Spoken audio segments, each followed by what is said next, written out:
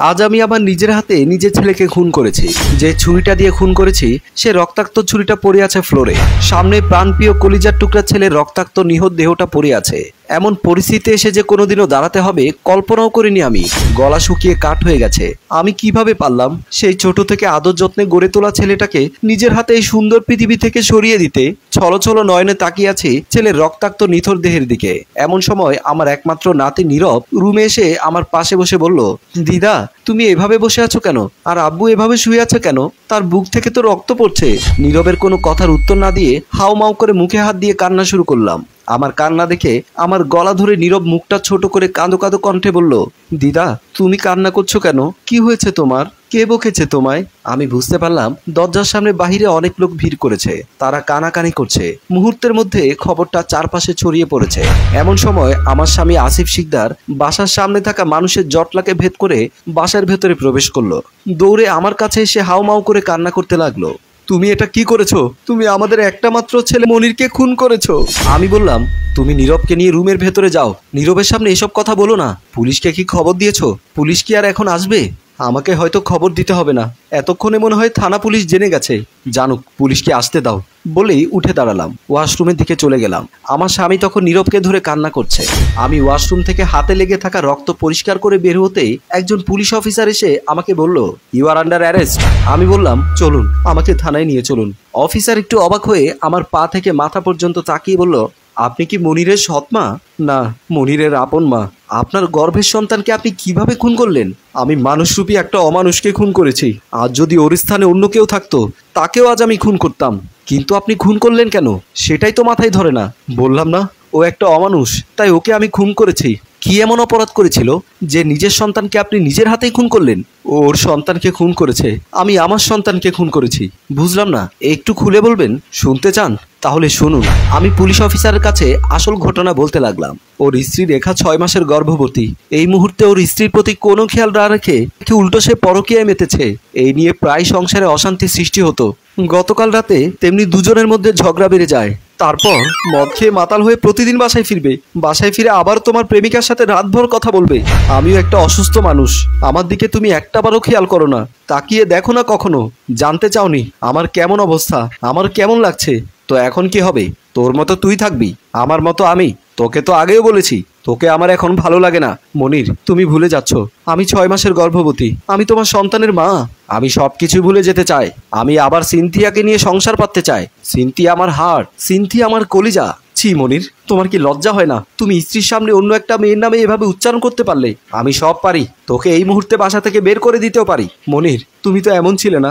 তুমি দিন দিন কেন অধপতনের দ্বার প্রান্তে গিয়ে পৌঁছালে? চুপ, একদম চুপ। আর কোনো কথা না বলে তুই এই মুহূর্তে আমার বাসা থেকে বের হয়ে যাবি। আমি তোমার স্ত্রী, তুমি এভাবে আমার সাথে কথা বলতে পারো না। আমি কি পারি আর কি পারি না তা তোকে আমি এখন দেখাবো বলেই রেখার চুলের মুঠি ধরে ধাক্কা দিয়ে ফেলে দিল। রেখা গিয়ে পড়লো খাটের কোণে। তলপেটে প্রচন্ড ব্যথা পেল। মা গো বলে চিৎকার দিয়ে উঠলো। আমি চিৎকার শুনে দৌড়ে গিয়ে দেখলাম রেখা রক্তাক্ত অবস্থায় পড়ে আছে ফ্লোরে। আমি মনিরকে বললাম রেখাকে তুলতে, কিন্তু মনির রেখাকে ধরলো না। মনিরের বাবাকে ডাকলো। মনিরের বাবা ছুটে আসলো। আমরা দুজন মিলে রেখাকে তুলে হাসপাতালে ছুটলাম। হাসপাতালের বেডে ছটফট করছে রেখা। যখন জানতে পারলো গর্ভের সন্তান মারা গেছে আর জরুরি অপারেশন করতে হবে, আমি আর মনিরের বাবা অস্থির হয়ে গেলাম। কি করব কিছুই মাথায় আসছে না। রেখার এমন অবস্থায়ও মনির রেখাকে একটাবারের জন্য দেখতে আসলো না।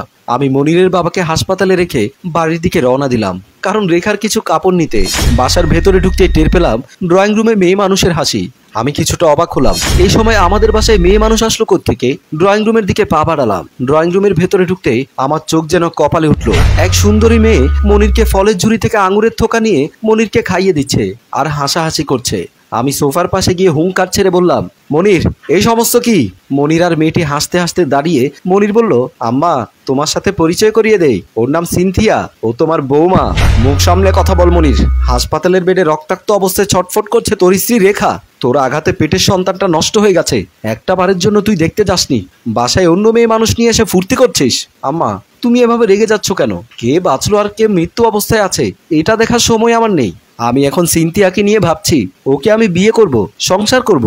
বিয়ে করা তো কোনো অপরাধ না। আমি ওকে ভালোবাসি, আমি ওকে বিয়ে করব। আমি বেঁচে থাকতে এই মেয়ে কোনোদিনও এই বাড়ির বউ হয়ে আসবে না। তখন সিনথিয়া বলল, ডার্লিং, তোমার মা এই সমস্ত কি বলছে? আমি নাকি এই বাড়ির বউ হয়ে আসতে পারবো না? এই বুড়ি মহিলাকে তুমি বৃদ্ধাশ্রমে পাঠিয়ে দাও। অবশ্যই এই মহিলাকে আমি বৃদ্ধাশ্রমে পাঠিয়ে দেব। তুমি যা বলবে আজকে থেকে তাই হবে। বলে মনিরা আমাকে ধাক্কা দিয়ে বলল, বের হ, বের হ, বের হ, যা, তুই বৃদ্ধাশ্রমে চলে যা। আমার মাথার উপর যেন আকাশ ভেঙে পড়লো। আমার সন্তান আমার বাসা থেকে আমাকেই বের করে দিচ্ছে, তাও আবার একটা মেয়ের জন্য।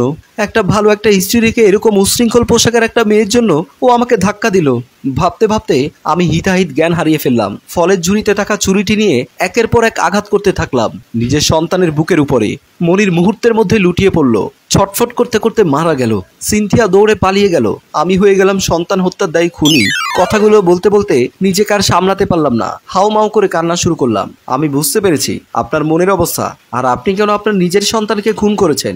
আপনাকে সান্ত্বনা দেওয়ার ভাষা আমার জানা নেই। শুধু একটা কথাই বলবো, এমন কুলাঙ্গার সন্তান যেন বাংলার কারো ঘরে জন্ম না নেই। এমন সময় আমার স্বামী কান্না করতে করতে দৌড়ে এসে বলল, হাসপাতাল থেকে ফোন দিয়েছিল, বৌমা আর বেঁচে নেই। কথাটি শোনা মাত্রই আমার চোখের সামনে সবকিছু আমি অন্ধকার দেখতে পাচ্ছি। কালো মেঘের ছায়া যেন আমার চারপাশ ঘিরে ধরেছে। শুধু উপরের দিকে তাকিয়ে বললাম, সৃষ্টিকর্তা, কোন পাপের শাস্তি তুমি আমাকে দিচ্ছ? প্রিয় ভিউয়ার্স, সাজানো সুখের সংসারগুলো হয়তো পরকীয়ার কারণে এমন করে ধ্বংস হয়ে যায়। তাই ভুল করার আগে ভাবুন, ভুল থেকে দূরে থাকার চেষ্টা করুন। গল্পটি ভালো লাগলে লাইক, কমেন্ট ও শেয়ার করুন। গল্পটি রচনায় ফেরদৌস অপু, প্রযোজনায় আব্দুল মজিদ, পরিচালনায় রেজাউল কবির চৌধুরী।